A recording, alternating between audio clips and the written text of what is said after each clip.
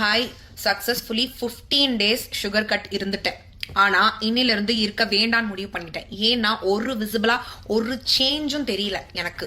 இந்த ஜா லைன் குறையுது, flat dummy ஆயிடுதுன்னு வீடியோல போட்டது எல்லாம் வெறும் சுகர் கட்னால கிடையாது. அதை நான் புரிஞ்சதுனால ஏன் அந்த சுகரை நம்ம வருத்திக்கிட்டு நம்ம கட் பண்ணணும்ன்ற டிசிஷன் எடுத்துட்டேன். ஏன்னா நம்ம ஜங்க் சாப்பிட்றது நிறுத்த முடியாது. நம்ம லைஃப் ஸ்டைல் அப்படி இருக்குன்னும் போது மற்ற டயட் இருக்காம வெறும் சுகர் கட் இருக்கிறதுனால ஒரு பிரயோஜனமும் கிடையாது. மக்களே, சுகர் கட்டுன்னு வீடியோ யாராவது டிரான்ஸ்ஃபர்மேஷன் வீடியோ போட்டாங்கன்னா நம்பாதீங்க. அவங்க மற்ற எல்லாத்தையும் கட் பண்ணியிருப்பாங்க போல. வெறும் சுகரை கட் பண்ணா ஒன்றும் மாறாது. ஸோ இங்க சில தீய சக்திகள் நம்ம எப்படா சுகர் கட்டை முடிப்போன்னு இருந்திருக்கு. அவங்க கொடுத்த பால்கோவாவை சாப்பிட்டு இந்த டயட்டை நான் என்னையோட முடிச்சு வைக்கிறேன்.